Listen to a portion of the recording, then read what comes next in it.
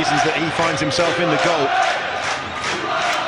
Well, you could probably hear the roar from Anfield on this side of the Mersey when Barcelona were put to the sword on Tuesday night. And whilst there's no comparison, of course, between the glamour of the Champions League and a League Two playoff, this semi-final will mean just as much to football fans here on the Wirral. And there's something like 8,000 to 10,000 of them packed inside Prenton Park tonight. Tranmere bidding for back-to-back promotions after that disastrous two-year period that saw them relegated from League One to the National League in successive seasons, while Forest Green, well, they're hoping to win promotion in only their second season as members of the EFL. First collision there between Norwood and McGinley. McGinley at the heart of the Forest Green defence, Norwood the main man as far as providing goals are concerned to Tranmere. The league's newest club will, I'm sure, start as favourites here, having beaten Tranmere home and away in the regular League Two season, and of course they finished ahead of them in the final league table, albeit by only 1 point. An early touch for the young goalkeeper, Lewis Ward. He's only 22, he's on loan from Reading and has made something like a dozen appearances this season. He's come in for James Montgomery, who has been playing of late. Deutsch goes down under that first challenge from Caprice, and tonight's referee, John Busby, saw nothing wrong with the challenge as Reinhausch hits it long for Tranmere Rovers in the white shirts and blue shorts. Deutsch again hits the deck on the end of two crunching challenges early on here. The Forest Green striker, top scorer for them in the last 3 seasons. And he knows he's going to be in for a physical battle. Absolutely, and at the other end we saw it coming together between McGinley and Norwood, so I think we've seen in the opening couple of minutes already fully committed players, as you'd expect. Well, there wasn't a great deal of love lost between these two when they met 3 weeks ago here. Forest Green won that one 1-0 and were accused by certainly the Tranmere fans of a lot of deliberate time wasting. Well, when you 1-0 up, you earn the right, don't you? To be honest, it's gamesmanship, it's part of modern football, and I'm pretty sure it's something that Tranmere Rovers would have done had they been the ones leading the game 1-0. Nothing to separate these over the course of a season, just 1 point over 46 games, and I think that will be highlighted how tight these two games are going to be.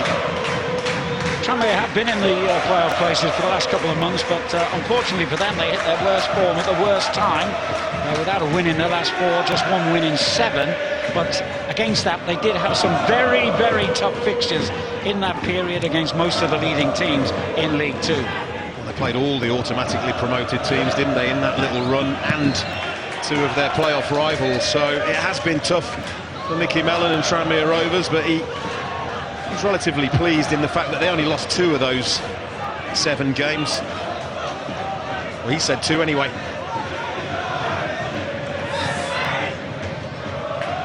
Lincoln champions in this division. Ryan Lowes-Berry runners-up. MK Dons came 3rd to fill the final automatic promotion place. Norwood's cross, not behind, or nearly behind anyway, but Forest Green just preventing the corner. Clearance by Rawson. Tell you what, they're cool as cucumbers, aren't they? The way they've just passed that from a very tight situation. Certainly a good footballing side. Joseph Mills, a really attacking left back, making a lot of ground here. And still going. Looking for the return ball here. Caprice has other ideas, though. And the man in his first season here at Tranmere with the clearance. Yeah, as you'd expect from a team that wants to get the ball down and pass. Both fullbacks are actually very important players. Lots of assists, some goals in there as well. Strangely enough, all 4 teams in the playoffs this season won promotion from the National League in the last half a dozen years, and it just shows you what a strong division that is. Strange challenge there, leading to a free kick for the visitors, who finished 5th in League Two. And again, physical confrontations resume. It's actually a little bit of a naughty one, isn't it, from Norwood, really. Very, very pleased to see Dale Grubb didn't make a meal of it. Well, it's true to say in the lower divisions you've got to win the physical battle as well as the football battle. House with the headed clearance, giving Forest Green the throw-in on the far side. They beat Tranmere in the National League playoff final a couple of years ago to earn their place in the EFL. They almost went straight down again, 21st in League Two, just 1 point above the relegation places. So what a transformation this season has brought about, and for that you have to give great credit to their manager, Mark Cooper. Done a brilliant job, hasn't he? Like you say, survived by 1 point. And here they are. And actually, they weren't a million miles away from automatic promotion. McGinley, who began his career with Middlesbrough in their academy. Manchester under pressure. It comes to Norwood. Well, I spoke about David Perkins pre-kickoff. He's the one that puts Forest Green under pressure, forces the mistake.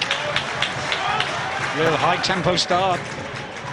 Here's Manimon, one of the coolest players out there in the Forest Green team that was promoted to the Football League. Norwood likes to drift out left like this. Well, I think Mickey Mullen probably prefers him in the centre, where he scored most of his goals from. Perkins making ground here for Tranmere. It's not a bad ball into the middle either. Easily cleared though.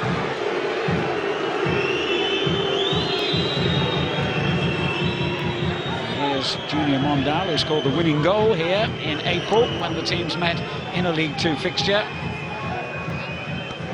Well, it's about game management, isn't it? Particularly for Forest Green. They're the away team. Got to make sure, both of these teams, that they're still in it when that second leg is played next Monday. Deutsch brushed aside easily by the very physical, if calm, Manimon. Look at Norwood, and there is a big gap between him and the midfielders. A little bit isolated. Morris with the layoff.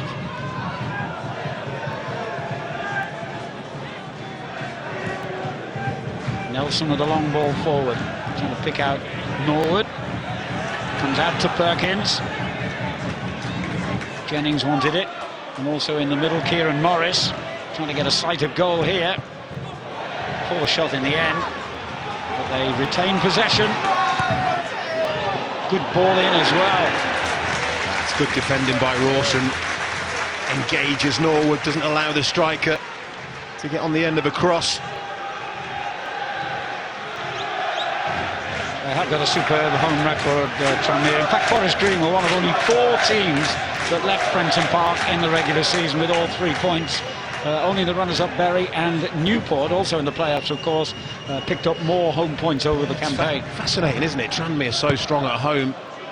Forest Green very, very strong away. In fact, 8 more points in the season away from home. Forest Green. So they will have no fears coming here. Yes, there could be 2 very tight ties here tonight and in Gloucestershire on Monday evening. Winchester playing it forward, Brown with the layoff. That's a Tranmere throw.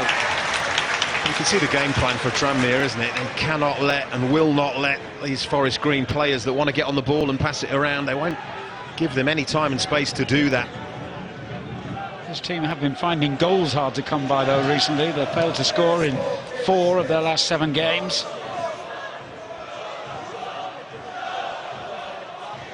Scott Davis, the only ever present in Tranmere's League Two lineup this season. Long ball for Norwood. The header down, easily collected by Winchester. To Rawson. Another touch for the young goalkeeper Ward. Huge clearance, which should be dealt with by Nelson. Well, again, if you're Tranmere, that's what you want, isn't it? When Lewis Ward, the goalkeeper, gets the ball for Forest Green, can you stop them passing it out at the back? Can you force him to play the ball long into your strength?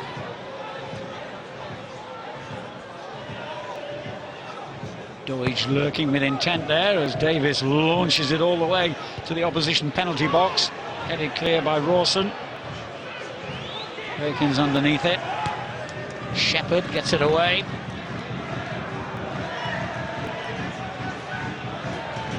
picked up by Harris in midfield for Tranmere. Here's Mon. He began his career at Queen's Park Rangers, then dropped into non-league football before coming to Tranmere, who themselves were a non-league club, of course, when he joined. Pitch in good condition here, apart from one about 30-yard stretch over on the far side there underneath the main stand, which was heavily waterlogged when we turned up here tonight. The ground staff have done a really good job in getting that just about ready. So much rain fallen over the last few days in this part of the world. Here's Rhys Brown. Infield to Dale Grubb. Brown again. The left back Mills available to his left.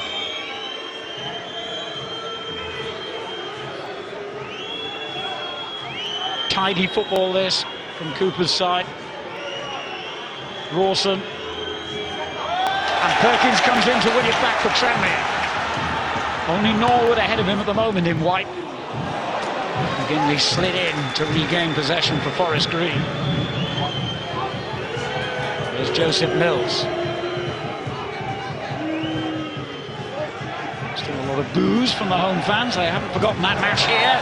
And Norwood with a strong challenge there. The assistant flagged for a free kick as he tackled McGinley. Well, he's putting himself about in these early exchanges, isn't he? And those Forest Green defenders know. It's pretty late there. Interesting, isn't it? He hasn't even received a talking to. It certainly was a very, very physical challenge. Right in front of the assistant referee. It's not just with a foot, but that left arm pops into the body of McGinley. He's really fired up tonight, clearly. Norwood, who made something like 150 appearances for Forest Green earlier in his career and got the winner in that National League playoff final I mentioned before against Boreham Wood at Wembley. That was a remarkable game, with Tranmere having a player sent off in the opening minute of that playoff final. Winchester. Knocks it long, should be easy for the goalkeeper. So 12 minutes in, they've been neat and tidy in possession, but mainly in their own half of the pitch, really. They haven't really managed to put any passing moves together in Tranmere Rovers' final third.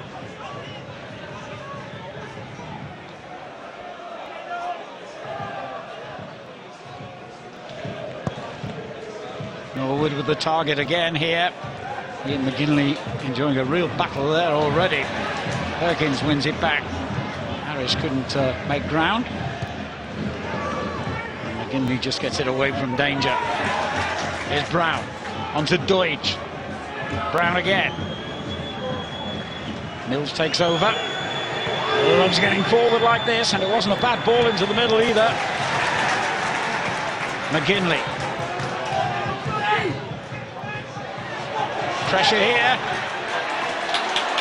Well, they work hard in the final third of the field, the opposition defensive third, and it's paid dividends over the season for Tranmere. But here goes Mondal, who's got a real turn of pace, as Mont will know. Brown lurking on the edge of the box here, waiting for the ball from right back Shepherd. His arms in the air, they're calling for the ball. Shepherd unaware. Rhys Brown was in a decent position there. Shepherd, one of the goal scorers when Forest Green beat Tranmere on their own ground 3-1 back in October, following up a missed penalty by Gunning.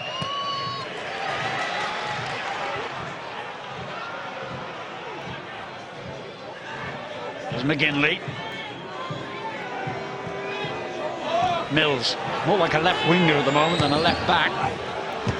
Decent ball in as well, trying to pick out Mondal. Yeah, I'd love to see Forest Green just commit one or two more bodies when the ball is out in those wide areas, because he has got that delivery, Joseph Mills.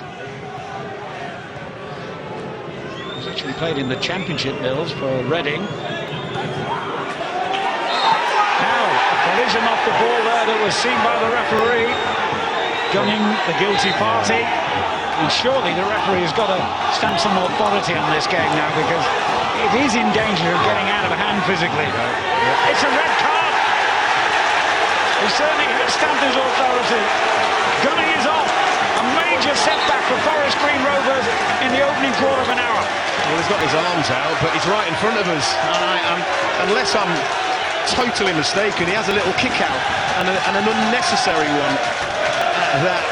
And how massive could that prove to be? To coming together, him and Jay Harris is being hounded there. He's not happy with that, and then he has a little kick out. It is just, the red mist has descended. He didn't like the challenge, but you cannot do that. Well, he has got something of a record in disciplinary terms. It's the 5th red card of his career and the 2nd in this season. Well, their instructions now, because lack of discipline by Gavin Gunning has put Forest Green Rovers right under pressure now. And it's been the theme, hasn't it? Tranmere Rovers in their faces, ratting some physical challenges from Norwood. They've been right at it. And he's took the bait there, Gavin Gunning, for me. And because of the suspension that will follow, that's the end of his season. It is. It's daft, really. You've got to expect to be put under pressure, but you cannot retaliate by doing that.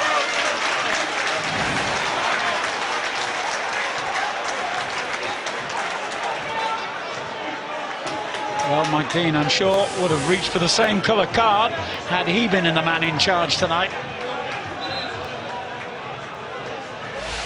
That was a good talking point in the Newport game last night. Should Premier League referees, who aren't perhaps involved over the weekend, be the officials in charge of these high-tension, high-pressure, high-stakes playoff games? Well, it's an interesting debate, isn't it? Or do you give the younger fraternity an opportunity? John Busby so far hasn't done much wrong. He's allowed a little bit to go. Norwood in particular, a couple of challenges. But the big decisions, that's what you want officials getting absolutely spot on. And so far, so good for John Busby. And that's given a major boost to Tranmere's chances of having a first leg home victory here. A long time for Forest Green to play with just 10 men. Well, it looks like Reece Brown has had to just drop into that midfield area, when really Forest Green would much prefer him further up and in close proximity to Christian Doige. Caprice onto Harris. Norwood's layoff. He didn't see Caprice sprinting down that right touchline, played it in where he thought he was.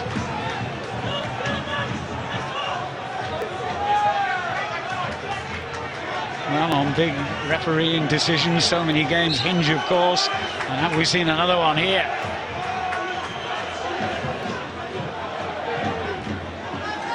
Harris, here's Brown, Mills. How will that affect Forest Green's approach? Well, I said earlier, didn't I, the biggest remit for his team this evening was to make sure that they take Tranmere Rovers back to the new lawn, and they're still in the tie, and that has to be even more of an aim here now. They have to be disciplined, and Gavin Gunning lost his. It could have a big impact, couldn't it? If you're Tranmere Rovers, you'd really try and get on the front foot. There's an opportunity to perhaps put the tie to bed here. Ridehouse moving down that left-hand side. Ondal near his own corner flag, where he didn't particularly want to be. Forced in there by Liam Ridehouse. He's been with the club for 5 years now, the Tranmere man. He was in the team relegated from League One, then from League Two, and promoted back, of course, to League Two.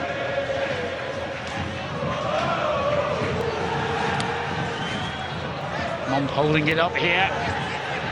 He doesn't lose many physical battles.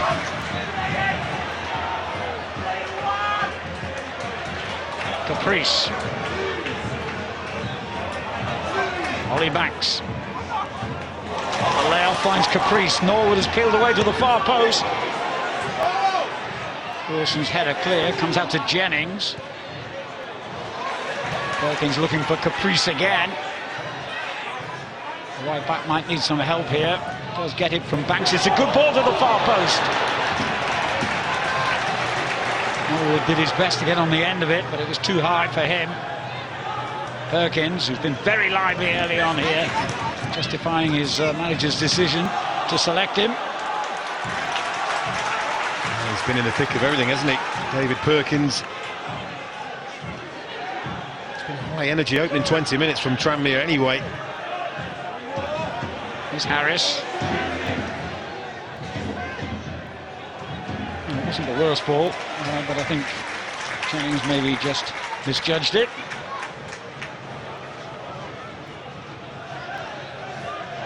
Sometimes it's hard, isn't it? We've seen over the years playing against 10 men. If those 10 men are organised, hard-working, keep the shape,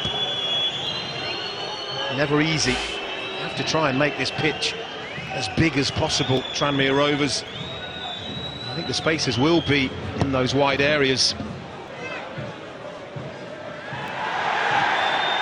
Nelson winning that battle against Doidge. Here's Mondal. To Shepherd. Wasn't much on ahead of him. He had to turn back to find McGinley. Mills wants it on the left flank again. Brown. Mills. McGinley. Lost out there to Norwood. Guided back by Sid Nelson to goalkeeper Davis. There's Mont.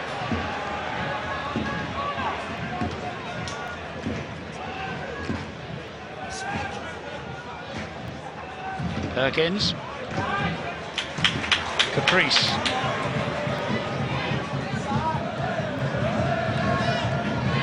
Harris. Lay-up by Jennings. Mont. Winchester nips in to win it back. And here he is again. Mondal. He's got real pace down that right-hand side for Forest Green. Runs into trouble.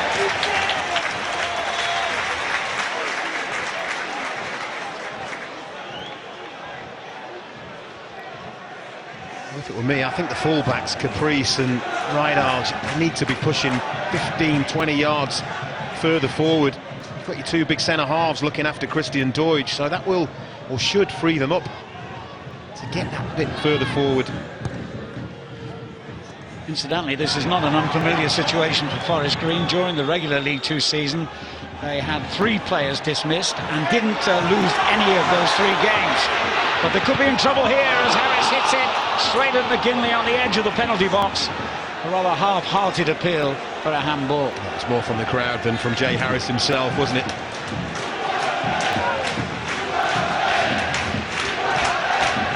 Here's McGinley again. On it goes to Mills.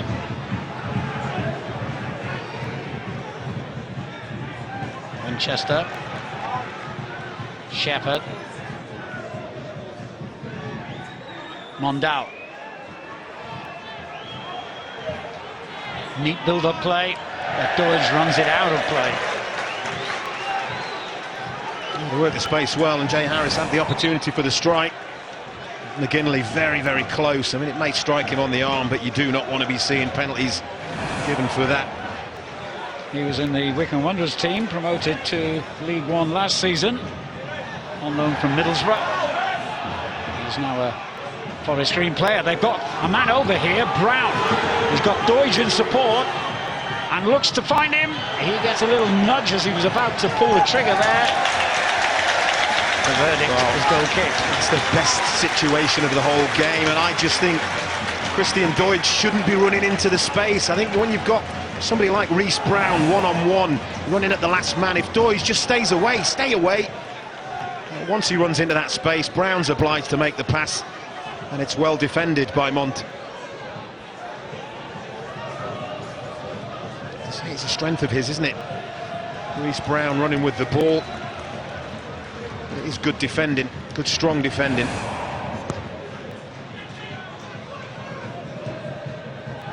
Oh, it's header on.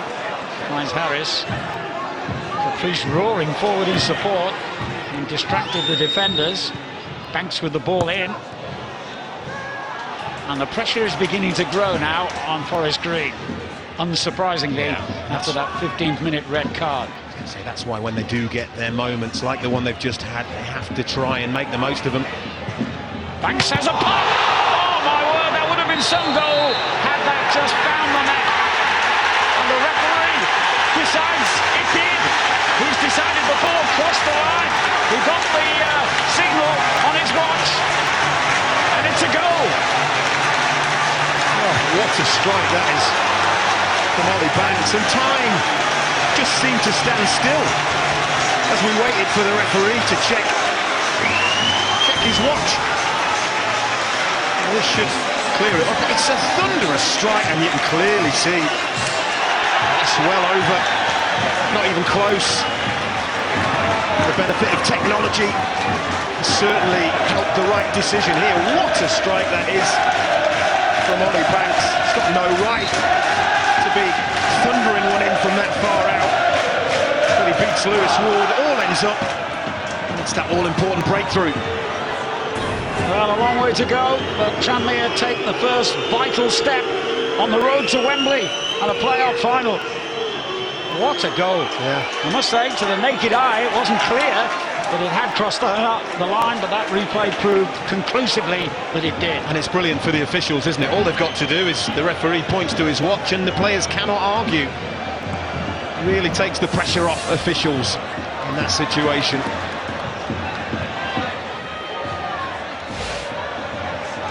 1-0 to the home side, and the away side only had 10 men, remember. To say when you're describing that strike, if you said the words unstoppable, it'd be a bit of an understatement. It really was unbelievable strike. Worth looking at again. He was in a similar position moments before that, and he crossed the ball. It got cleared this time. One thing in his mind, and that is to take it on. And this is why the goal decision system is absolutely brilliant.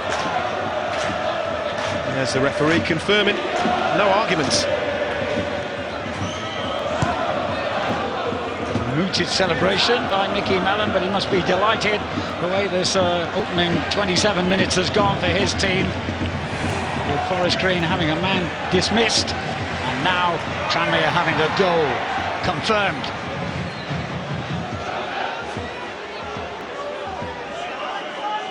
Well, they're always eventful, these playoff games, and this is no exception. Mills.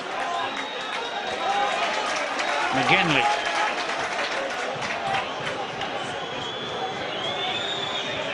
Ward with a good ball out to Shepherd on the right. Mondal.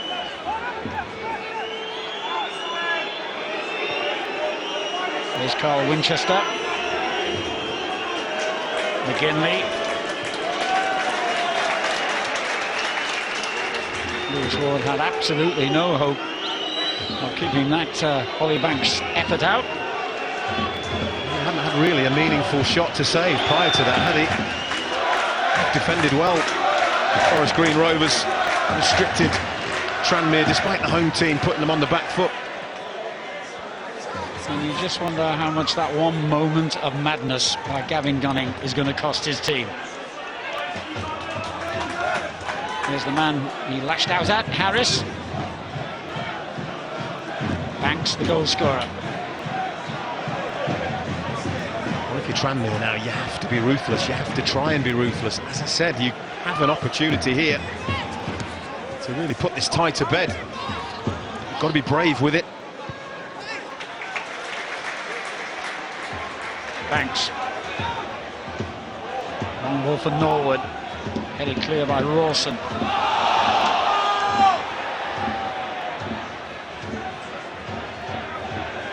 There's Mills. To McGinley.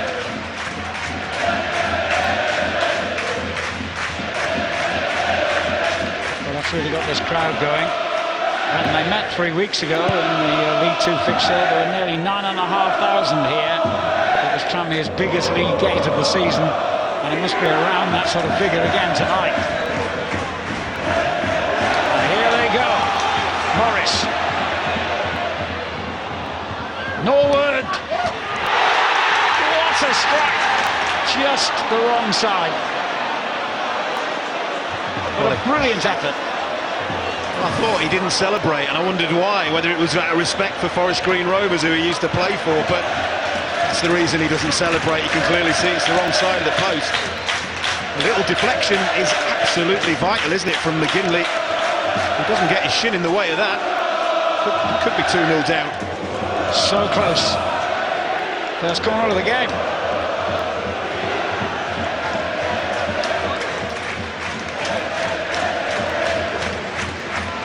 Goalkeeper's having to retie his boots and put his gloves back on before the kick can be taken.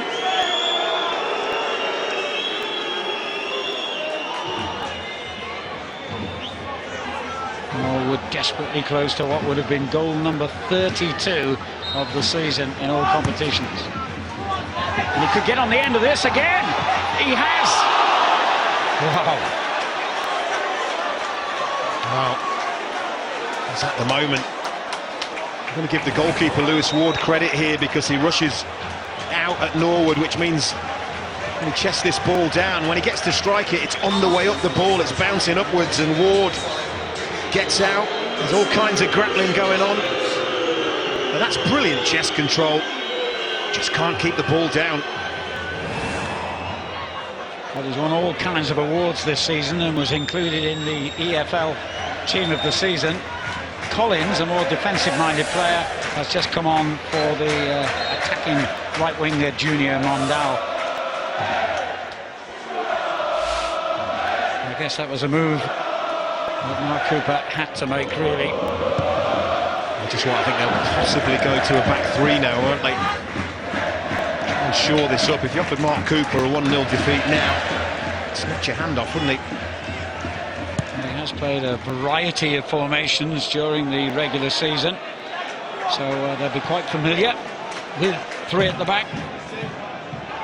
Lee Collins coming on, the first man they signed after being promoted to the Football League, incidentally, as Doidge tries a shot in anger, but way wide.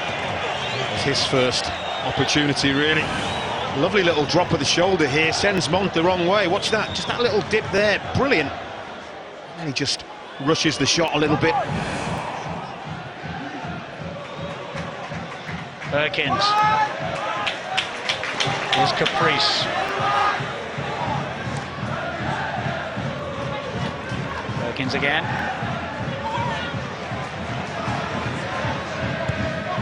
Norwood trying to come in and meet the cross. It's gone over his head. Harris tries to regain possession, but it's all Tranmere Rovers, that possession at the moment. Still 12 minutes of the half remaining. Crowd urging Banks to try again, so he did. Not quite as good, that one. Understatement. Now, this looks an interesting break. Dale Grubb. Doidge moves to his left. Can he find him? I think that was meant to be a shot. It was optimistic if it was. Winchester there to win it back. Collins gets his first touch, and as you correctly guessed on, they've gone to three at the back. Yeah. Unfortunately for them, they've had to sacrifice Junior Mondale, who is the pacey player, isn't he? When you make a break like that, Dale Grubb has just made, could do with that bit of pace supporting you, couldn't you? Doidge climbed well there. Couldn't pick out Grubb. Whitehouse. It's a good ball down the line. Norwood in an advanced position, inevitably. Jennings holds it up. They've got men over on the right-hand side of the field as well, Tranmere. One of them here is Jake Caprice.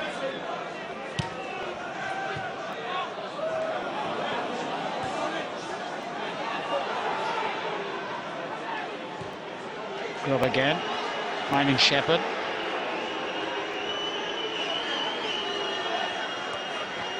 Shepherd doing well here. He's lost his man. Couldn't find Doidge with the cross. Rawson. Best spell of possession that Forest Green have had since they went a goal down. Brown. He's lost it though. And here's the goal scorer. Banks and the whole of Tranmere grateful that goal line technology is in play in these playoff places. It was introduced last season. It's never used, of course, during the regular League 2 or League 1 season.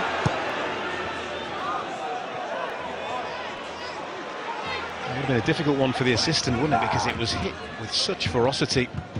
Bounced down really quickly. Well, we couldn't tell, and we're in a good position here. Absolutely, yeah.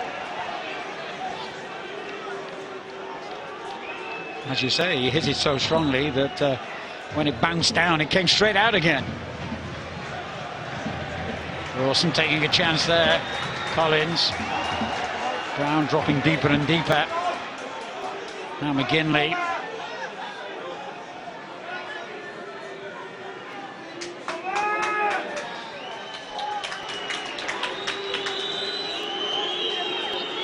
Well, I think they'll be grateful to hear the half-time whistle, Forest Green, but they've still got 10 minutes to enjoy here before Mark Cooper can get them in and try and change things around again, perhaps.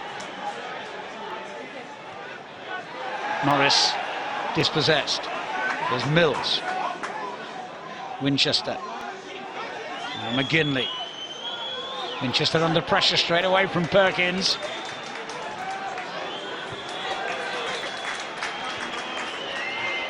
Oh, risky there from Lewis Ward. He finds Doidge with the clearance. Foul on him by Nelson. Nelson on loan from Millwall. Winchester, Brown. Just happy, aren't they, just to try and take the tempo out of Tranmere's play by keeping the ball between the defenders and in the midfield. It's a good ploy. Quieten the crowd down a little bit.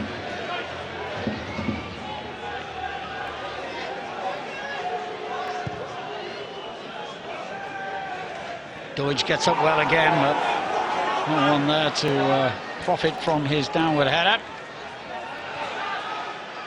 Month.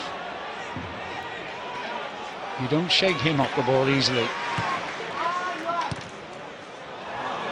Given away here to Winchester. Looked as though he was blocked there. The referee's let it go. Jay Harris. Norris. Caprice. Jennings, edge of the box. Norwood inside the penalty area. Norris gets it on his left foot. Ooh, nasty collision there, complete accident. It must have hurt. Again, two players committed, eyes only for the ball.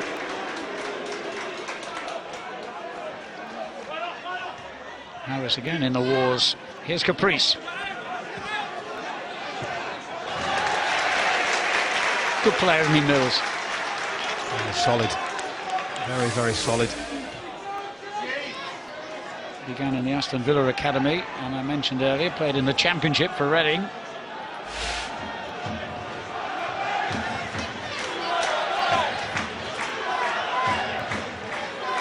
Nelson. There's Morris.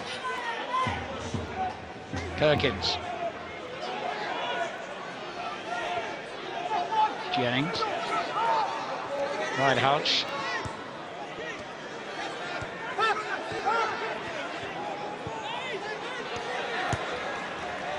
Jennings. Right House with the cross.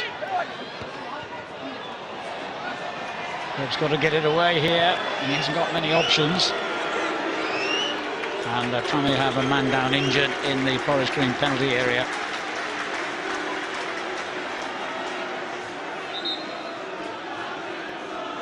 Norwood groggily gets to his feet. It's not a sight you want to see. You're a Tranmere Rovers fan, and it's just the way he lands. Lands really awkwardly.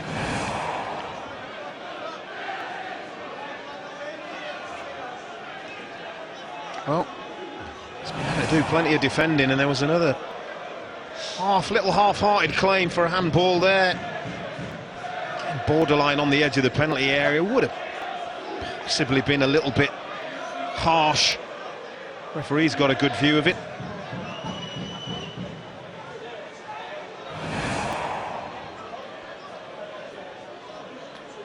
Well, we have goal line technology, but we don't have VAR, so nothing for the referee to refer to there.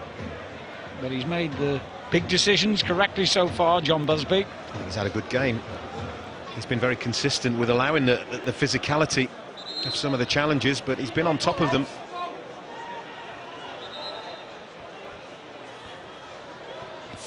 Live only on Sky Sports, Sky Bet League 2 playoffs, Mansfield against Newport, Sunday from 5:30 p.m. And of course Monday night the second leg of Forest Green against Tranmere, Monday from 7:30.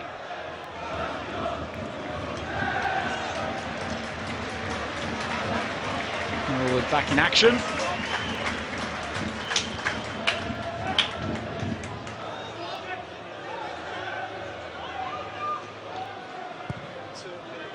We're looking for Deutsch, but it's way beyond him.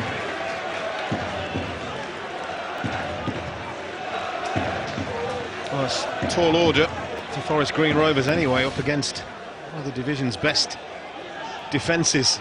The best home defence. It's an incredible record, isn't it? Just to concede 13 goals here at Prenton Park. Yeah, more than half the teams who have come here during the regular season left without even scoring.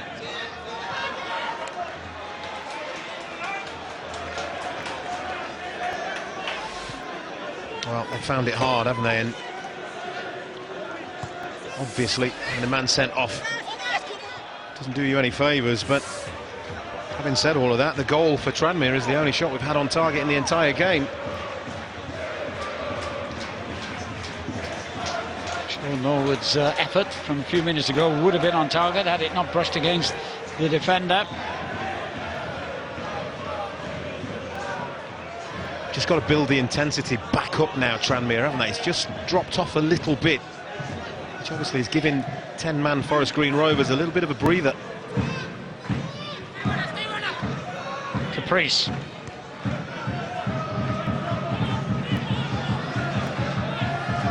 Banks finds him.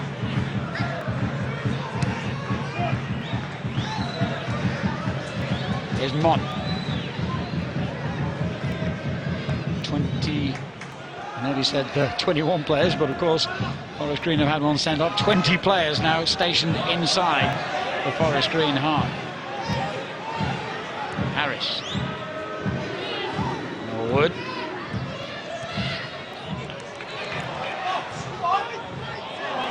Disappointing ball in. Like I said, must try and find a way of putting Forest Green Rovers under a little bit more pressure. Best teams in the country are relentless, aren't they? Don't give you a minute's peace. And Tranmere are a very difficult team to beat after they've scored the opening goal. Just 2 defeats in 29 matches in which they have taken the lead.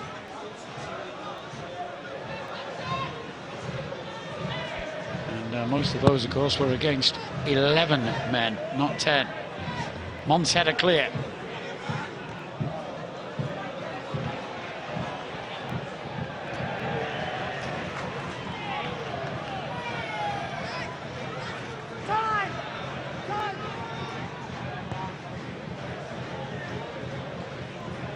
Caprice with all the time in the world here.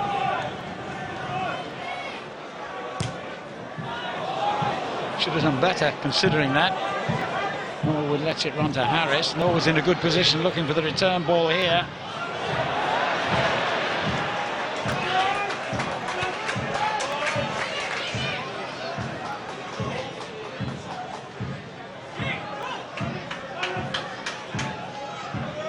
Always used to play their league games, their home league games on a Friday night. Tranmere Rovers in an attempt many years ago to try and persuade Liverpool and Everton fans to come along and adopt them as their second team. And they were successful at doing just that. Always a difficult place to come, wasn't it? And And so far, the return to Friday night football has worked very well for Tranmere. Here's Manny Mont. Ridehouse. Harrison made a great break here into the penalty area. He's been ignored for the moment. Again, that's just a hopeful cross into an area, isn't it? Just need to work it a little bit better. 4 minutes will be added.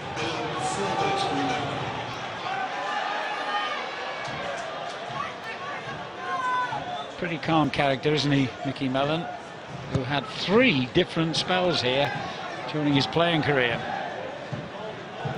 Knows all about the culture of Merseyside's smallest club. Perkins. Right here to Rawson, who's hemmed in his own corner flag. Done very well, haven't they, Forest Green Rovers, defensively since the red card. They really have protected Lewis Ward in the goal. Only beaten by a wonder strike.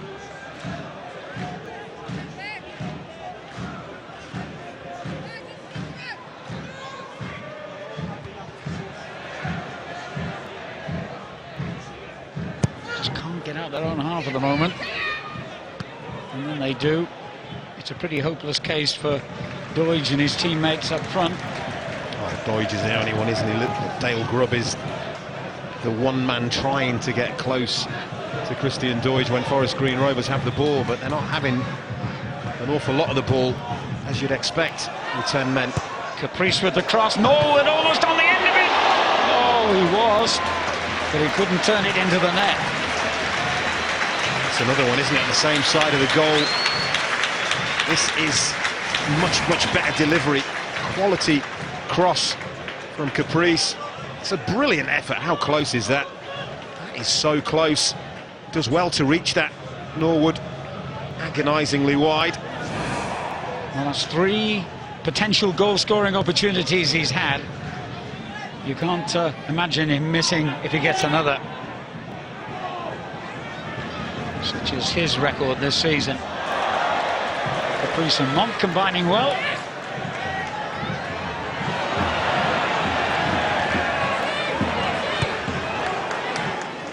There's Norwood again.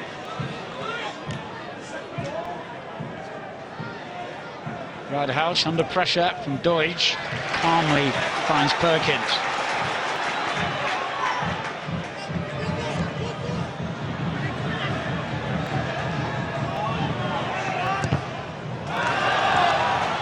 The second deflection was off the Tranmere man goal kick. It's unlucky there. He's covered the full length of the pitch, literally. Ridehouse there. That's what Tranmere need from him on that side, and Caprice on the right-hand side.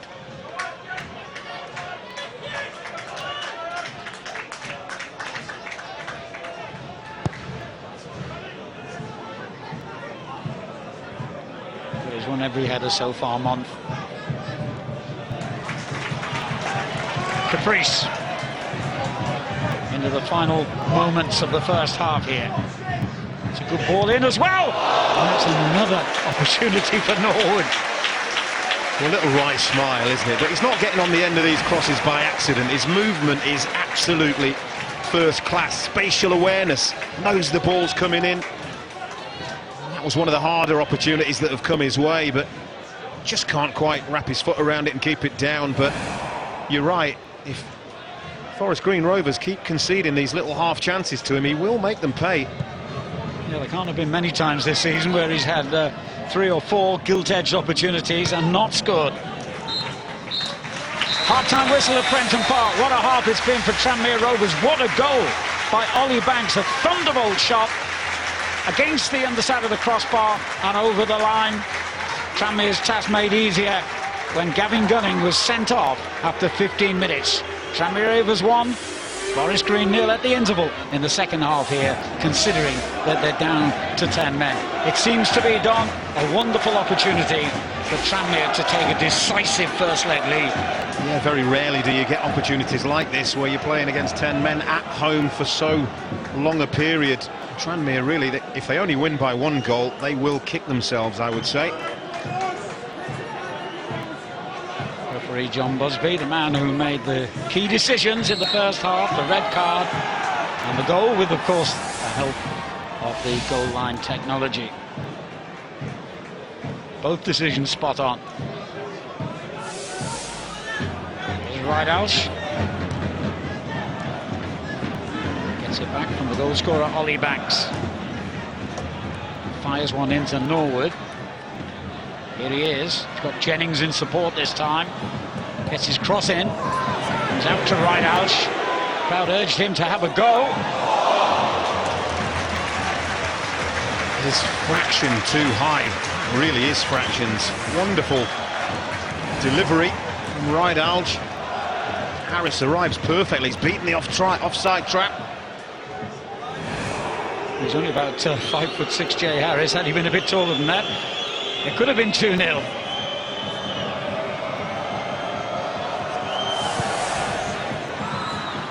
He was the man, as you can see there, who was dismissed at Wembley in the playoff final last season in the opening minute, and yet they went on to beat Boreham Wood by 1-0. So it proves you can have red cards and still survive. An omen, perhaps? We shall see. Perkins slides in here and Monk takes over. Not one to stand on ceremony, Manny Monk. They're claiming a corner. They felt it took a little deflection.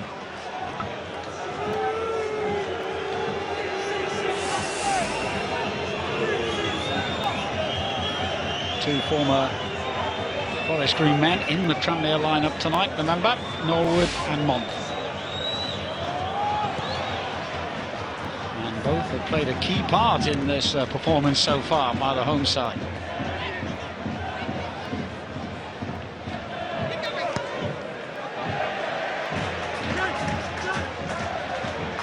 Well, you wonder what Mark Cooper's words were to his team during the half-time interval. How do they approach this second 45 minutes, knowing, of course, that they do have a second opportunity on Monday night to put things right? Is it a case of keeping Tranmere to 1 goal? Oh, I think that will be the main objective. And if they do get a moment or two in Tranmere Rovers' final third, can they take advantage of it? Can they capitalise? But first and foremost, they will 100% try not to concede another. Should be plenty of time for the Tranmere back four to pick the right pass in this second half, with Forest Green retreating into their own half. Monk tries to do just that, to find Norwood. Deutsch. Pretty thankless task Christian Deutsch faces in this second half as well. The lone striker, really, for Forest Green. There's Jennings at the other end for Tranmere. Did well to hold that one up and get it into a dangerous position. Norwood was coming in, denied then by Mills. Monk.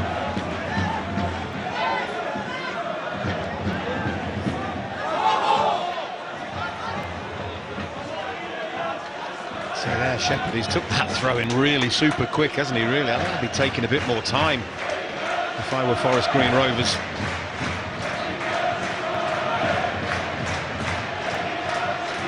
Well, suddenly things opening up here, and that's a good ball for Deutsch. He got a nudge in the back. The referee has said no foul.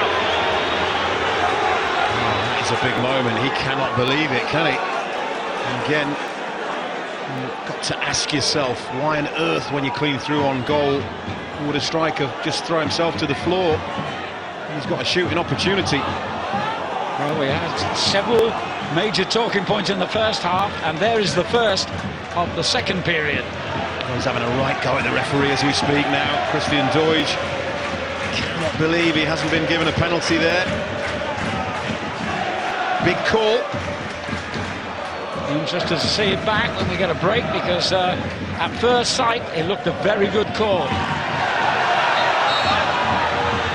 Now then, there's a another call for the referee to make. He'd actually already whistled, I think, for an infringement near the halfway line before the goalkeeper collided.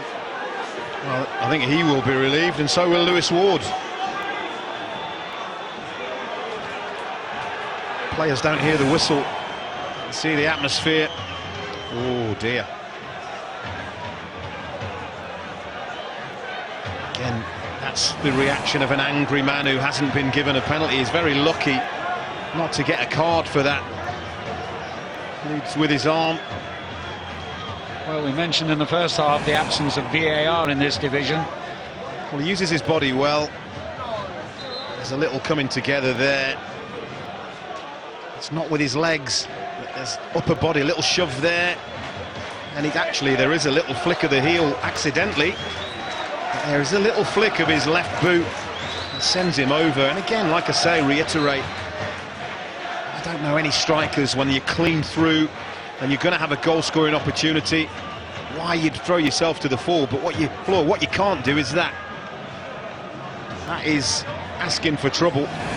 Well, we've had one red card tonight. In all honesty, there could have been 2 or 3. I don't think the referee can see that he's caught him with his arm in the face there.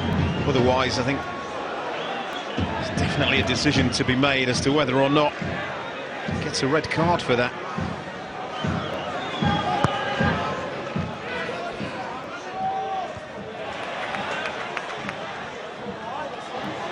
Out to Manx. It was inevitable he was going to hit it. Well, this one was as wide as the first half effort was accurate. Well, Gavin Gunning got frustrated and lashed out, and Christian Doige frustrated in a different way, not getting a penalty. Silly, really. No need for it. And the ball had long gone. Not sure the referee can see through Christian Doige's body. I think that's the reason that the striker gets away with that. Immediately following that, there was a collision between the goalkeeper Lewis Ward and James Norwood inside the Forest Green penalty area, but by that stage the referee had already blown for the earlier infringement. Whew, who'd be a referee?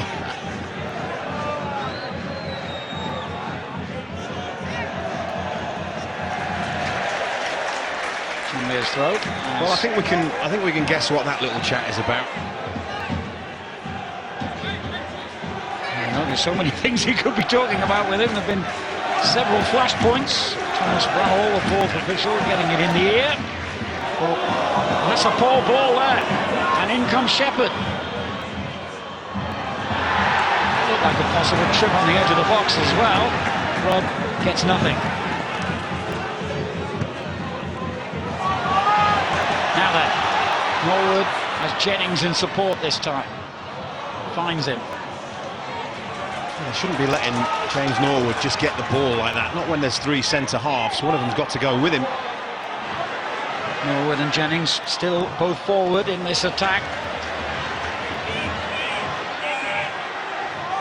Both inside the penalty area as well. It came to Harris. Now Perkins finding the right house. Mon overhit that one.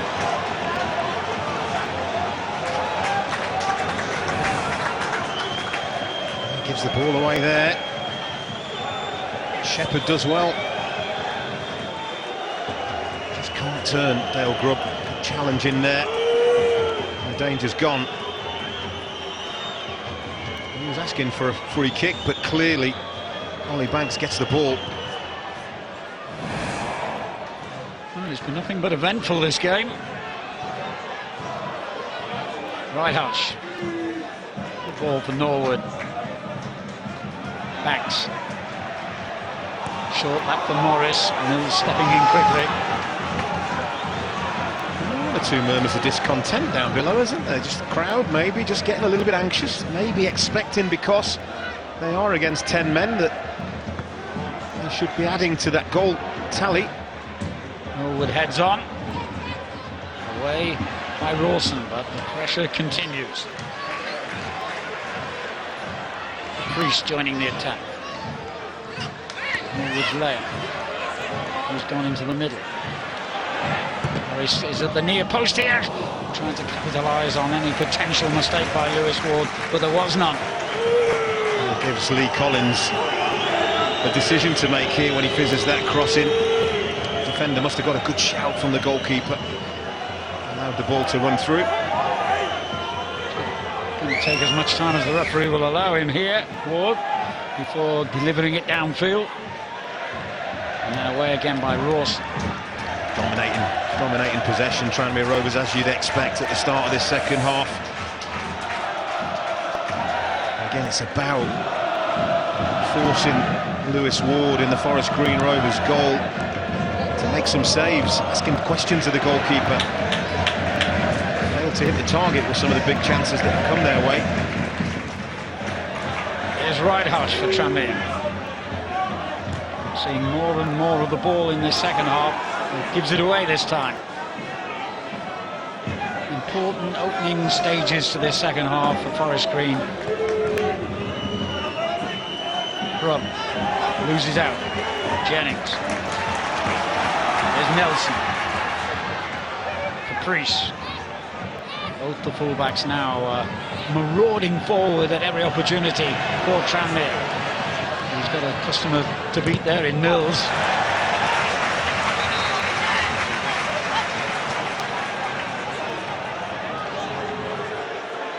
Well, honestly, I thought that was a Tranmere throw. It's gone the other way. May have flicked back off him as it went out of play.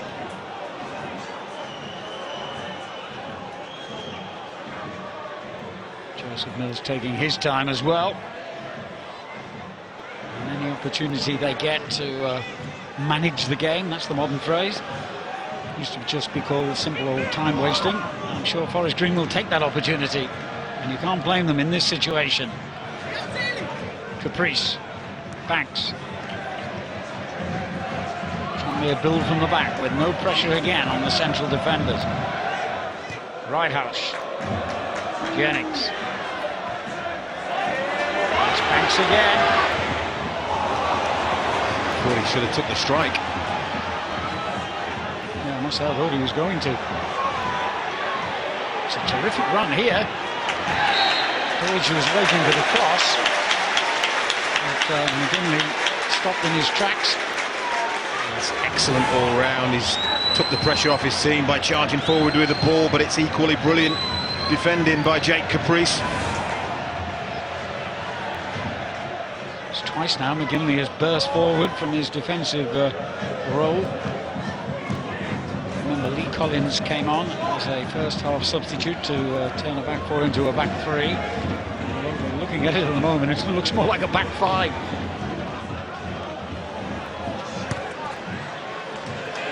Trying to drag them out of position. Great fit in there by Winchester. Here he is again. He's a Northern Ireland international, incidentally. Carl Winchester, just the one cap. Born in Belfast. At the other end, Grubb.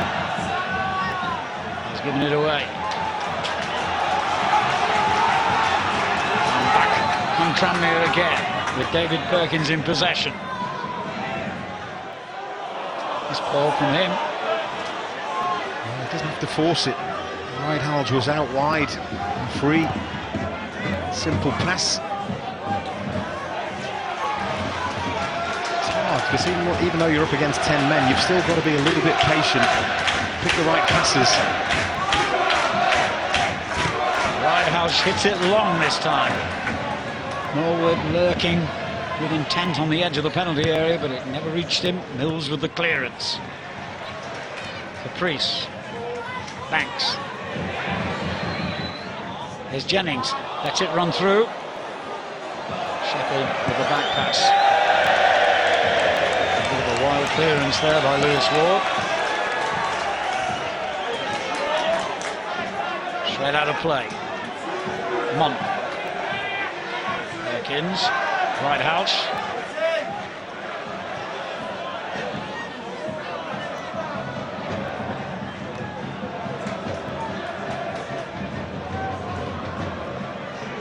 Morris. Some room here for Jay Harris. Right house. It's a decent looking cross, but it's a bit too deep. I think Mills should clear this.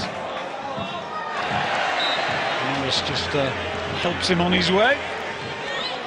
Again, it's needless really from Kieran Morris. Mills just wants a throw-in. Just let him have the throw-in rather than give him a nudge and give him a free kick. Just takes the pressure off. Player on loan from Walsall, where he made the League One playoffs 3 years ago now. They lost against Barnsley. Walsall, one of the teams relegated from League One during the season. Winchester to McGinley. There's Mills. Collins rather.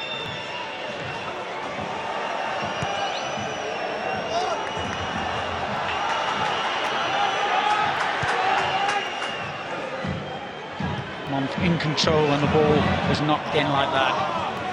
Banks. Caprice. Well, the pattern is set here.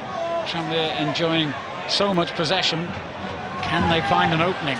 Perkins. Here's Harris. On to Ridehouse. They're queuing up at the far post for the cross. Once again, an opportunity for Norwood goes begging. Thumbs up to Ridehouse. It's another very, very decent cross. The fullbacks are the spare men, aren't they? They are where Tranmere can hurt Forest Green, and it's a free header. And you can see by the look on his face, he's really disappointed. He's not under any pressure. He's nowhere near hitting the target, and that's been the story of the night so far, except the once. Player who scored over 100 goals for Forest Green and Tranmere combined. The attempts are mounting up, but there's one significant stat that you will see in a minute, and that is that Tranmere have only, after one strike on target, need to be doing better. I mean, what a strike it was. Change now has been made. Kieran Morris coming off to be replaced by Johnny Smith, the 21-year-old. Had a rare start in their last league game against Crawley, and Mickey Mellon made no fewer than 8 changes to protect most of his first-choice players. Jennings is well placed here, edge of the area if they can find him. He was making moves in that direction, but the cross straight at Ward.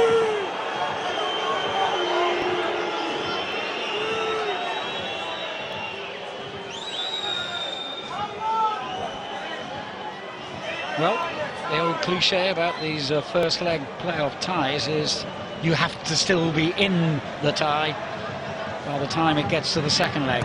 And at the moment, Forest Green are holding Tranmere at bay. Just the one goal between them. And for a team with 10 men, that's pretty impressive. They have defended exceptionally well, as they have done all season. One of the best defences in the league. I think we've seen why here this evening. It's been backs to the wall.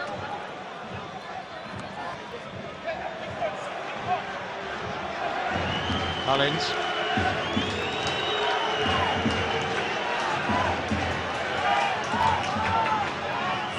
Brown. He's usually the link between midfield and attack for Forest Green, but he's got to deploy a much more defensive position in this match. Doige at the other end. Banks brings it clear for Tranmere. Ridehouse. Still looking for that vital second goal that could be so significant. Perkins.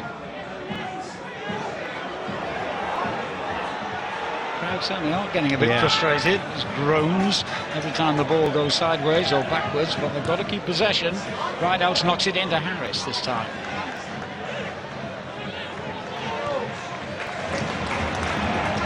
Banks. Caprice.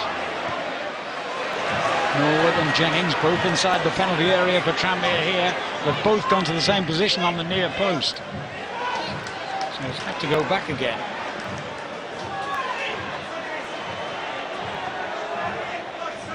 Mon. He's going to have a go, I think. wonder if that's, again, a little bit of frustration. Struggling to create chances. Again, had Rydal free as a bird on the left wing. Well, he's got to keep freshening things up, Mark Cooper, if he can. And Dale Grubb is the latest to be replaced by George Williams, who's missed the last 3 games due to an ankle injury he suffered in the 1-0 win here. An international for Wales, player that Cooper signed from Fulham. He was actually in the Welsh squad, Williams, that did so well in the European Championships in 2016. Again, like for like, he will just try and, whenever possible, get up in support of Christian Doidge. There's Month.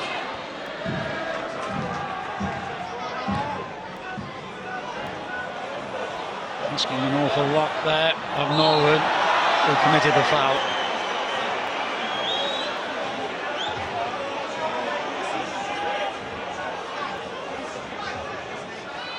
There's a lot of frustration out there, isn't it? In the stands now. Watching on from the director's box, Mark Palios, the chairman of Tranmere Rovers and a former player, played around 250 games for them, and of course was a prominent figure of the Football Association for some time. There's still plenty of time here for Tranmere Rovers. Plenty of time.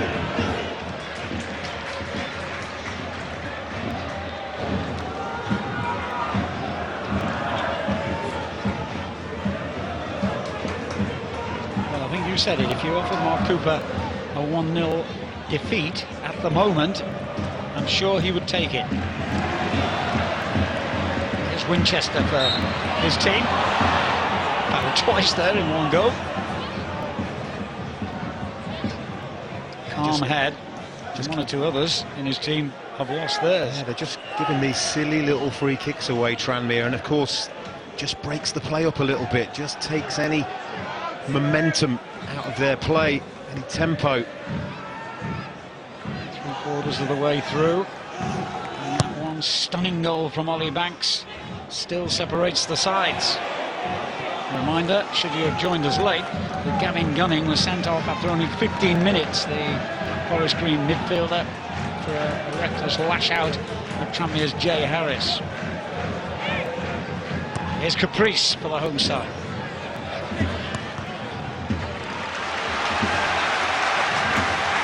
Norwood earning another set piece. He'll just be hoping for one more opportunity, won't he? He's had a few. Made a little bit of a mess of that one. Not him, but his teammates. Right hush. Quickly onto that loose header. Norwood couldn't control it. Collins comes out with the ball and finds Deutsch. Shepherd. Winchester. Here's Brown. When they've had the ball, they've kept it very well, Forest Green. This is just... the pattern's just designed to take the sting out. Tranmere fans want their players to go and put the goalkeeper under pressure.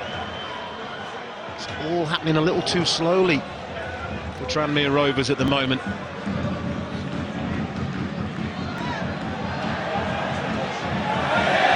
Nice clear clearance there by Farron Rawson.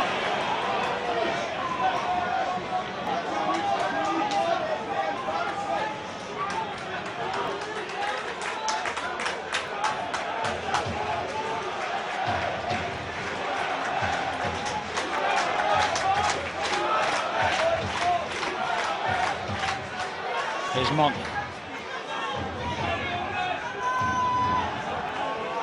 No opposition player within 20 yards of him. No, they're happy And to he gives it away. Yeah, well, they're happy to let the central defenders have the ball, aren't they? It's a good tactic by Mark Cooper's team. Smith did well to rescue that because it was heading out of play. Well, I hope he's all right there. McGinley, I think, wasn't it, who is desperately trying to prevent the corner and then falls right over the advertising hoarding. And he's going to need some kind of help here. Oh dear. They have a corner to defend as well. Well, the referee's got to use common sense here, and I mean, he's not getting treated on the field, is he, officially? Surely he's got to let him get back into position. He's a tough lad, McGinley. Fearless. You see it frequently, don't you? Players just can't stop before those advertising hoardings come into play. Awful fall. I didn't like the fact that, well, in fact, the referee is saying, no, you can't rejoin the action. Well, look, I suppose under the laws, you can't argue with the referee, but that seems very unjust, especially if something results from this.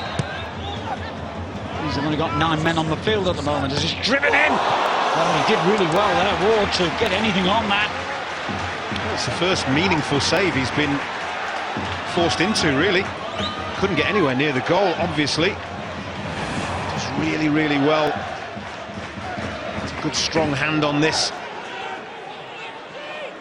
Unfortunately, it falls to Carl Winchester. Caprice with the shot, and he's never scored for Tranmere.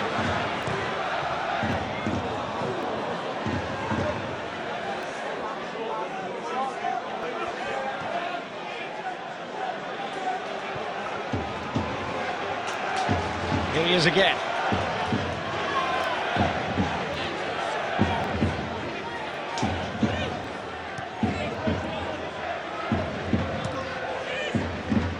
A little predictable in this second half. They need something different, something spectacular to break this extremely well-disciplined Forest Green side. I did say, didn't I, when the sending off occurred, that sometimes it's very, very difficult to break 10 men down if they're organised and hard-working and disciplined. And they've been all those things, haven't they? Certainly have. Norwood's layer. Smith gets into the penalty area. The cross in. And the goalkeeper dives gratefully on the ball to deny Perkins. He's not the biggest player on the pitch, but he arrives in a timely manner. There's no real power on the header. He's under pressure, you have to say. Shepherd does well. Gets round and makes the challenge. Comfortable save. 36 now, David Perkins. Moved here from Rochdale in the January transfer window. Winchester weaving his way through for Forest Green. Tries his luck from distance. Month with the massive clearance, which Norwood will chase all the way here. And gets there first. But it was always going to be difficult to direct that on goal. Well, I do think that Forest Green Rovers players would have looked at the goalkeeper. It's a high bouncing ball. That's where you want your goalkeeper to come and take the pressure off. Travels a long way. I do think that Lewis Ward needs to be further out. He can just go and catch that. Gets away with it. No offside here. Tranmere hesitated, expecting a flag. Monk tries to get this clear and does. And indeed it came off the Forest Green man. Did it? Yeah, it did. Goal kick has been given. Yeah, excellent defending. Does really well. He times his run well here, Williams. Look at the strong defending from Mon. Uses his body. Shepherds it out. Brilliant. He was onside, Williams. Here's Banks. Caprice.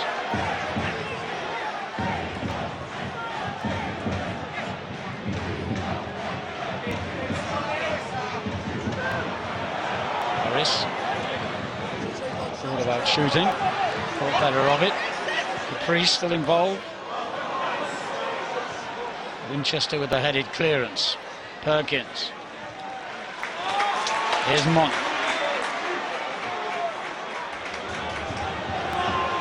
Banks. Right Hutch. Kills another beauty in towards the far post. Norwood was about to pounce, but Ward pounced first. There's a little touch by a defender that takes it on to Johnny Smith. Off his body, not expecting it, a young man. Again, comfortable for the goalkeeper. This was what Tranmere fans were angry about when the teams met here 3 weeks ago. What they felt was deliberate time wasting. Nathan McGinley getting a touch of cramp by the looks of it. He's entitled to, isn't he? He has covered an awful lot of ground this evening. Yeah, he's been outstanding. Yeah.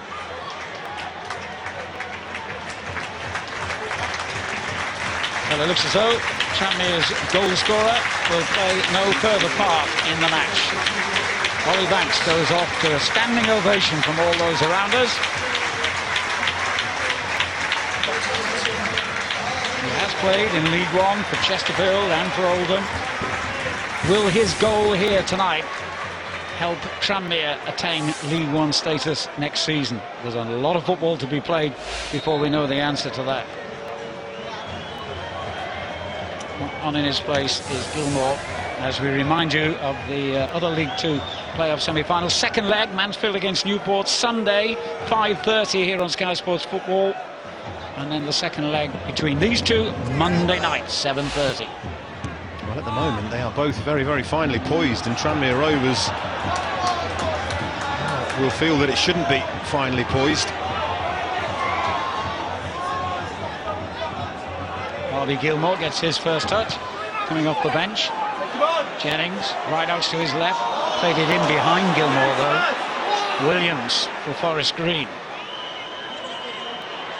Brought down, free kick into the final 15 minutes. I have to say as well, for all the brilliant defensive record that Tranmere Rovers have here, 13 goals conceded away from home, conceded nearly 3 times that amount, so they really would love the cushion of another goal here. Shepherd. Denied by Jennings.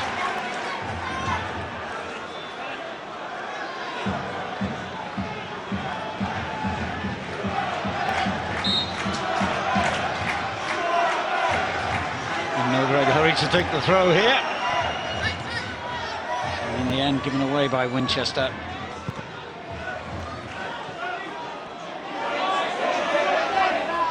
Difficult one that from McGinley. Did well. Brown goes in strongly. Have to. Here's Rideouch. And Norwood loses control at the vital moment. Going into the time of the game where players get a little bit tired here. Just lunges in there, but there's nothing wrong with that for me. Referee perfectly correct. Goes with the front of his foot. Gets the ball.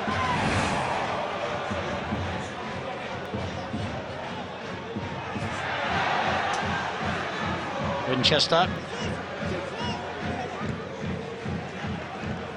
He's there again. Deutsch. Brown. Deutsch. He's got Williams in support and finds him. And Williams goes down. Big shout from the Forest Green fans behind that goal for a penalty kick. Referee not interested.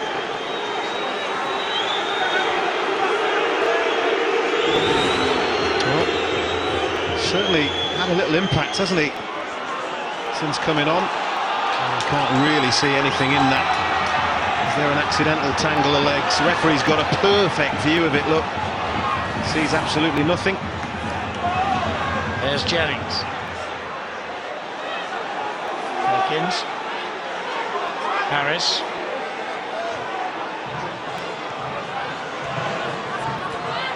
Ridehouse. Gilmore wants it back.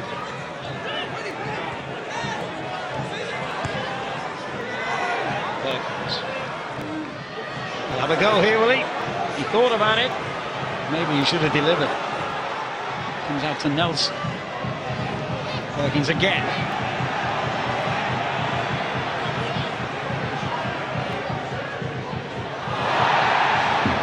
Half-hearted shout from some Tranmere fans. And Norwood went down there, but nothing in it. Getting a little bit desperate now, everybody concerned with Tranmere Rovers, because they know this could be a huge opportunity missed. It really could. Approaching the final 10 minutes here at Prenton Park. Month for Tranmere. Tries his luck from long range, and I'll tell you what, that wasn't that far off. Well, again, go back to what I said 5 minutes ago when he had a strike from a long way out. It's all a bit desperate, really. Lots of power, but it's going to take something spectacular. Straight into the cop end, as they call it here at Printon. Mickey Mallon must be wondering, with 10 minutes to go, like the rest of us, whether one goal will be the final outcome, and whether that will be enough. So now they've got two Forest Green players not back behind the ball. This is the moment that they need to pick up the tempo, take advantage of that. There's Gilmore trying to get it back, but Rawson in the way. It's all a bit untidy there on the edge of the Forest Green box, and they win the throw.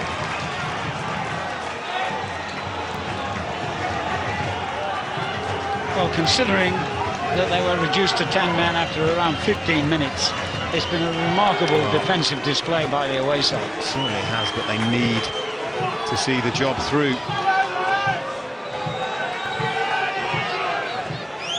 Tired legs now. Will that be crucial? Yeah, we will see. It's been a manful effort, hasn't it, in terms of the application of them.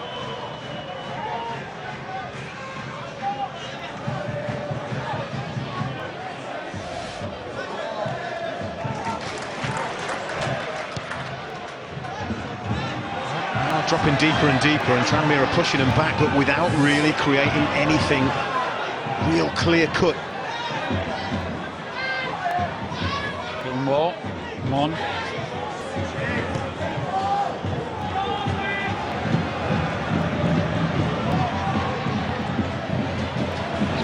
to work hard for that one, right, Alsh.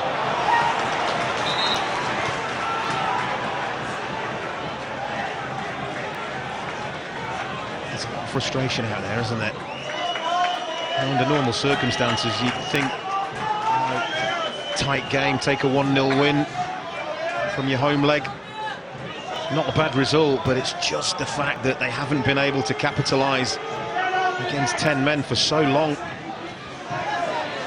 And incidentally, Forest Green drew 0-0 against Exeter in their last league game. It was the first time they failed to score in their last 10 games.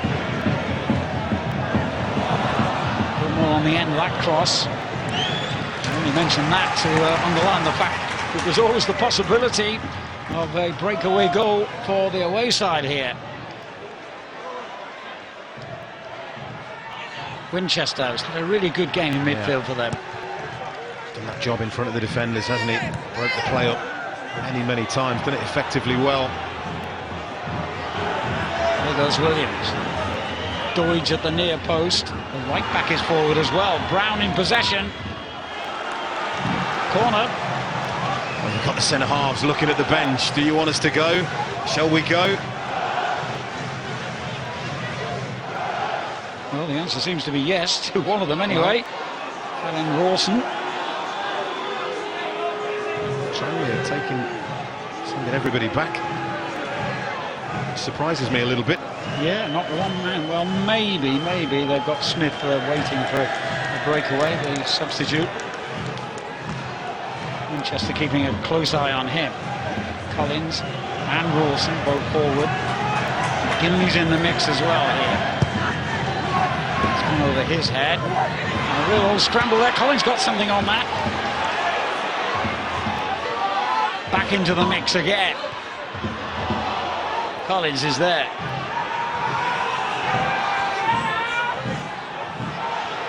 It's a good ball from Williams. If Mills can reach it, and he has, and he's got his cross in as well. Rawson has stayed forward from the earlier corner. He's got to race back now. It's good cover, but it should have put the ball out. Gilmore. Widehouse. Here's Perkins.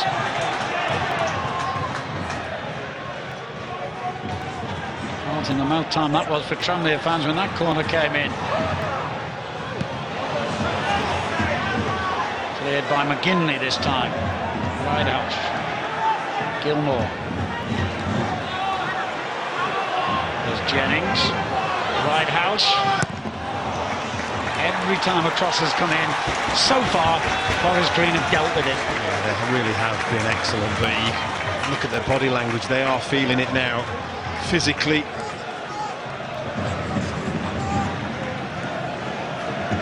So Tranmere put an awful lot into this game. 5 minutes to go as Monk delivers yet another cross in. And that'll be a corner, I think. No, the referee has given a goal kick, or maybe even a free kick for he's given a foul. Push on Mills. Yeah. Used his body well there, the skipper. Dangerous ball. He's engaging there with Smith. Uses his body really well.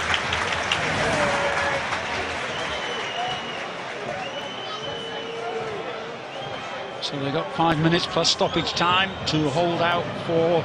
Okay, it's still a defeat if the scoreline stays this way, but nothing like as serious as it could have been. Look for Tranmere, and you will keep going and you will try and score the second goal, but you've got to look for positives, and this will be the first time they've beaten any of their playoff rivals in this campaign if they manage to win this game, which you would expect them to.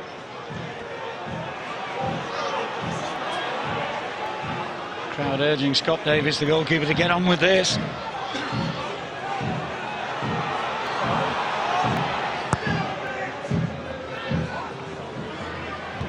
Shepherd beaten to it there by Jennings. Jennings again. Caprice. Forced wide by Mills. He's got Harris in support.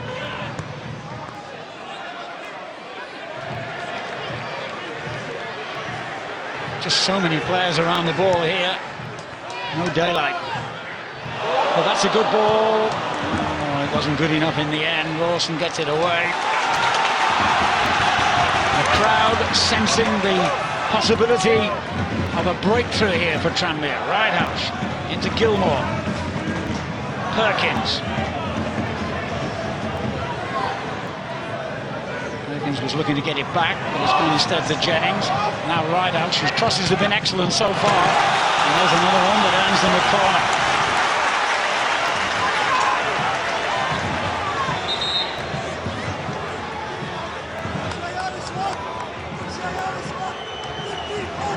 A sort of tactical sub, if you like, on the way for Forest Green here, as Tranmere were piling on the pressure. They're going to take as much time as they can to make this change as well. Paul Digby is the player coming on, and he will replace Reece Brown.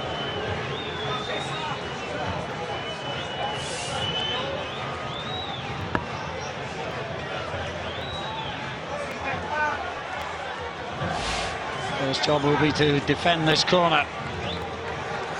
Just a couple of minutes to play.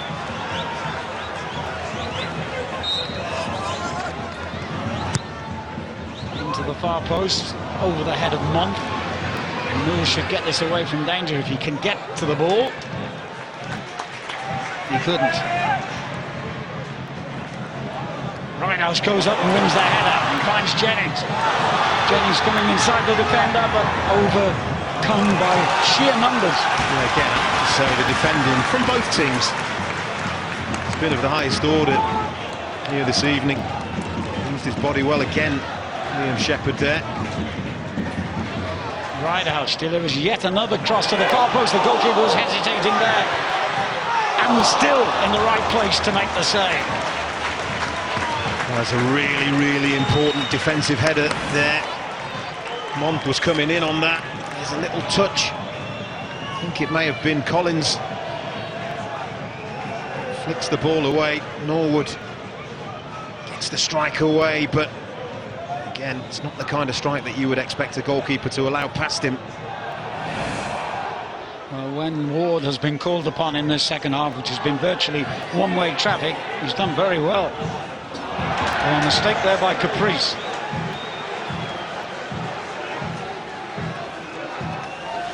Oh, I wonder if he is going to end up ruining one or two of those chances and the opportunities that came his way. Well, not only that, but he's clearly injured at the moment. He only got till Monday to recover. Goes without saying how important he is to Tranmere, despite all the missed opportunities tonight. Whitehouse. More. Connor Jennings. Works it infield to Gilmore. Goes back again to Jennings. The referee had a long look at that and gives a goal kick. I think that was the right call. Yeah. Again, excellent from Lee Collins. It's across, it's round on the cover, heads it against Jennings. He wants a penalty. I don't think the defender does anything wrong there. Very solid, Lee Collins, since coming on. The three of them have, haven't they, as a unit, McGinley, Collins and Rawson, defended magnificently. 4 minutes of stoppage time. Monk for Tranmere. They lead 1-0. Whitehouse. Perkins. This is Caprice. Smith drifting out to the right. Too easy by half for Ward. Yeah, they just haven't found the final pass or the final finish in that final third, and he will be mightily frustrated not to have more than a one-goal advantage. At least they have got a one-goal advantage. Very few teams reach the final of these playoffs after losing the first leg at home. Remember, there is no away goals rule in the playoffs. Yeah, they've asked one or two more questions since we last saw how many times they'd hit the target, but in the main, the saves that Lewis Ward has had to make have been fairly routine.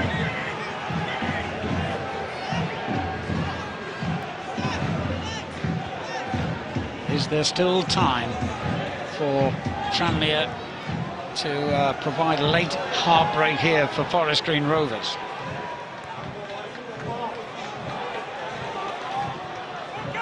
Monk.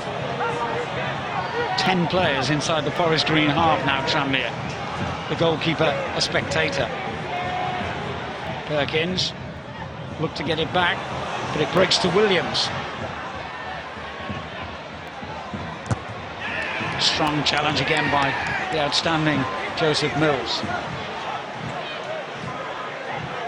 1.5 minutes, and what an achievement it would be if Forest Green Rovers were to leave here with just a one-goal deficit. Gilmore.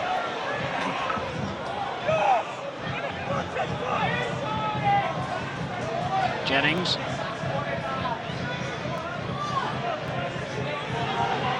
On. Now Caprice. Well, that could be the final attack, and it's come to nothing. Well, certainly it will take Forest Green Rovers plenty of time to get this ball back in play.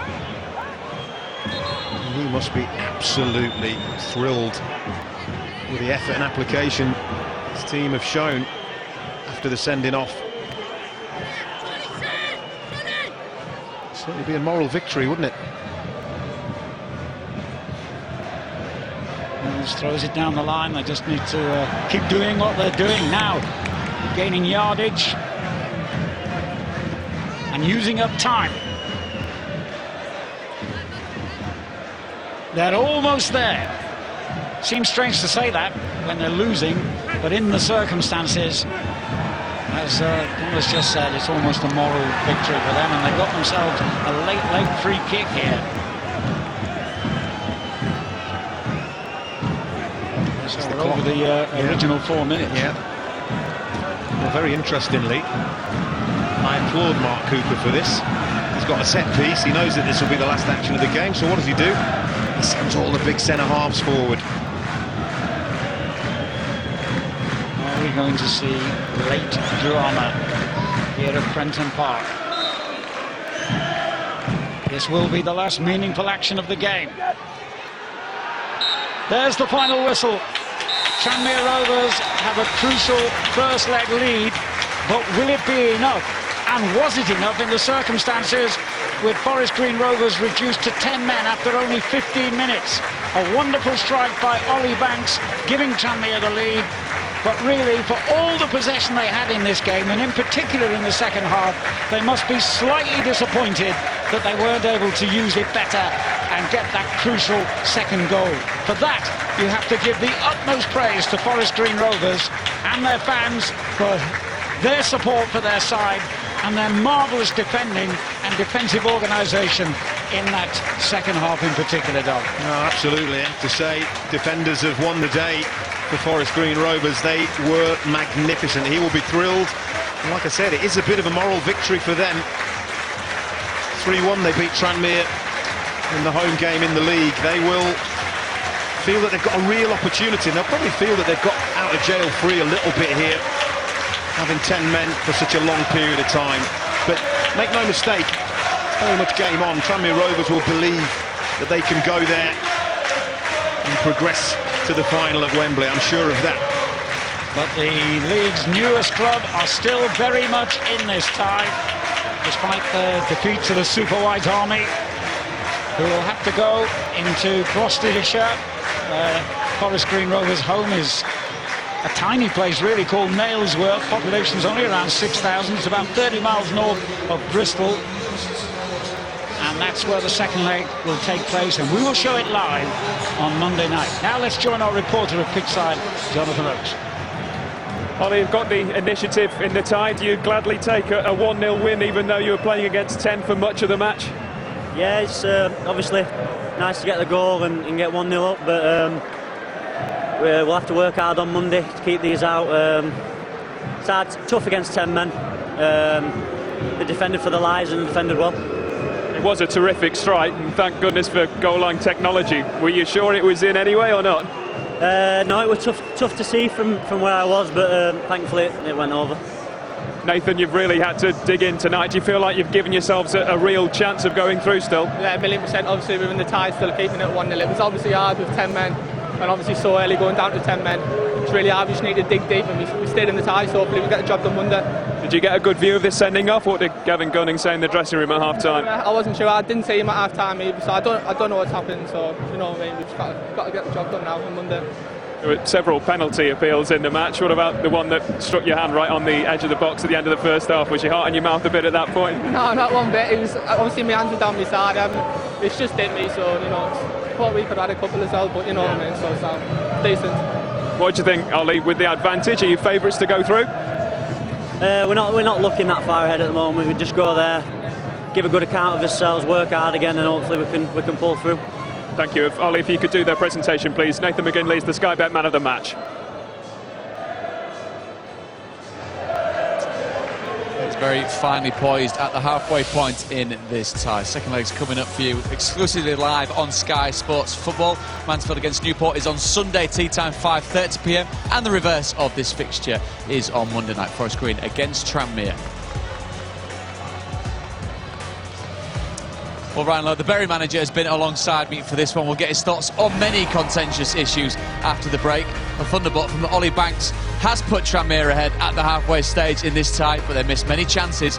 Very finely balanced going into the second leg. Welcome back. Tranmere have beaten Forest Green Rovers 1-0 here at Prenton Park this evening in their semi-final first leg. Ryan, we're going to get straight into the analysis. I mean, they played 75 minutes with 10 men. I mean, was there any doubt with the initial Gavin Gunning decision of a red card after 15 minutes for you? No, look, he's made the referee make a decision. He's left his foot up. Jay Ellis just knows what he's doing. He's sort of got in there. If you look closely, he's caught him, and then he might have just tread on his studs, and then Gavin Gunning's reacted in the wrong way, and Jay's done what he's done. Listen, Gavin Gunning shouldn't be kicking out like that. But, I mean, what has put them ahead at the halfway stage of this tie is an absolute wonder strike, isn't it, from Ollie Banks? I've seen you score a few of them puts, I think. You've been so nice as well. We said, didn't we, they camped in a little bit, they were deep Forest Green, they knew they were a threat of Norwood running behind, and you're sort of happy for Ollie Banks to hit that strike, and It could have went anywhere. It's gone right in off the top of the crossbar. So fair play for him to getting his boots out and shooting there. And a wonderful finish by him. But a player we spoke about before kick-off, Christian Deutsch, we expected him to cause problems, didn't we, for Tranmere? I mean, has he got a shout here for a penalty? It's a penalty after watching it back, guaranteed, because what he's done is he knows now his touch there has been rubbish. It hasn't got out his feet, then he's tried to drag it. But if you see Manny Monte's left foot caught his calf, and that's what's made them go down. You don't go down there in them situations. See, he couldn't get out his feet now. If it's a better touch, he goes on and scores, and then Manny Montes ran across him and caught the bottom of his side of his calf. Penalty. But this one as well, I mean, the reaction here from Deutsch, it's on Banks, isn't it? I mean, are we looking at serious foul play? Is it an elbow in the face? I'd like to think not. You know, I'm in the strikers union. I'd like to think not, because his arm's up to protect himself. Referee's got a good spot. He's got a good view of it, and listen, you know, it's one of them, isn't it? I don't think he's hurt him. If he gets blood and stitches, it may be a different matter, but I think his arm's up to protect himself, and it's just raised onto his chin. Probably a bit light. That was an absolute wonder strike that put Tranmere ahead in this game, but they did miss a number of chances. James Norwood perhaps being the main culprit after such a successful goal-scoring season. Yeah, you know what? You can't criticise Norwood at all. I think he's on 32 or 33 goals. He's frustrated. I was speaking to him at half-time when he come off. He knows he should have done better. His movement to get them chances. You know, I used to try and work off 3 chances in one game and hopefully get one. If you got your first and then you're on for 2 and then maybe on for the hat-trick, but fair play to him. He's brought this football club back where it belongs in the playoffs with his goals he scored, and tonight just hasn't been his night. But look, he's got another game and a possible potential final to put it right, and I'm sure he will. Not many chances there for Tranmere, but contentious issues for the Forest Green manager to address. Mark Cooper is talking to Jonathan Oakes. Well, Mark, it may be a 1-0 defeat, but how proud are you of the performance to keep you in the tie? Outstanding, wasn't it? I think you look at the way we played with 10 men was incredible. I never had any doubts about that. It did feel really unfair throughout the evening, I must say, in terms of what we had to put up with, but we've come through it and we've given ourselves an opportunity on Monday. What did you make of the sending off? Gavin Gunning does appear to kick out. Is there any excuse for that? There's no excuse for it. If you're going to send people off every time there's contact, I think it's a bit harsh, but Gav knows better, but I still think it's a bit harsh. Did you know at that point, No. 75 minutes playing with 10 men, it was a case of staying in the tie? Of course, when you come to Tranmere, you've got a really good team, some really good players. You know you're going to have to defend, but also try and keep the ball as well. So it's not, and we did, and we created a couple of brilliant opportunities. And I'd rather let you talk about them than me. Could you have had a penalty? Was Christian Deutsch clipped on his way through? Come on, I don't even have to answer it the way it is. You saw last night in the Newport game, and you see tonight. It's we're not playing for it's not tiddlywinks. It's professional football, and livelihoods are at stake. And things need to be better than that. It's a blatant penalty, isn't it? It's a blatant penalty and a red card. So there you go. How do you approach the second leg now? With a lot of confidence, with a lot of belief and a lot of determination. I've got a fantastic group of players that I know that will take it as far as they can and they give everything. And we go into it fully confident. Thanks, Mark. Thank you.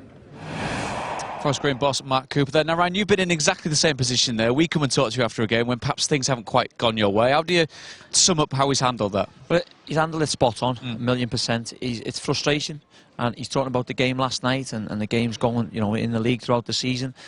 Them decisions are vital. It could potentially cost Forest Green a place in the final. We've looked it back. We've had the courtesy of looking it back. It's a stonewall penalty. He doesn't want to criticise, because I spoke to him about that before. He's not one for that. I'm not one for that as a manager, criticise the official. But, you know, if we've got goal line technology, we may have to have a little bit of a slight influence off the linesman or the fourth official who may be able to see it. I feel for him, because his team is outstanding tonight. Listen, Tranmere will be happy, 1-0 going to Forest Green, but I think deep down, Mark Cooper will be even happier. Do we look at... We talked about them having to spend 75 minutes of the game with 10 men. I mean, physically, that's going to take a lot of them. There's only a couple of days between now and the second leg. Well, they're going in a cryo chamber tonight. He told me after minus 136 degrees. But yes, it will. But I think now they'll be looking at that. I think, you know what, lads, we've potentially been in justice from a decision, and they'll make it. They'll try and make it right. No, Mark Cooper's team, they'll play the play out. You see, they were fantastic for 75 minutes. We said up there, we were watching it. They were unbelievable. I think, you know, a lot of credit has to go to Mark Cooper for that and his team, because they kept playing. Yet they slowed it down at times because they had to. And Tranmere were trying to get in the face and get about them. But 1-0. I think Mark Cooper's a very happy man. Well, Mark Cooper will be happy. Mickey Mellon, I'm sure, is too. He's talking to Jonathan Oakes. Mickey, how do you regard a 1-0 lead to take into the second leg?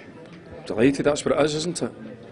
You have to come out of the home tie, I believe, with something to take into the second tie. So there's two halves of football to play.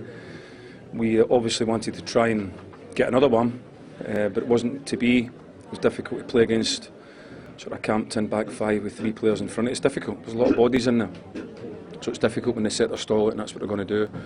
But no, we at the end of the day, you take any advantage that you can in these playoff games, and you move on. Is there a bit of a sense of frustration? You couldn't find that second goal. Why? Why would I? Against 10 men for so long. No, I've won 1-0 in the playoffs. They think they should have had a penalty and that Manny Mont should have been sent off for a foul on Christian Doige. How do you respond to that? I haven't seen it, so they must have better eyesight than me.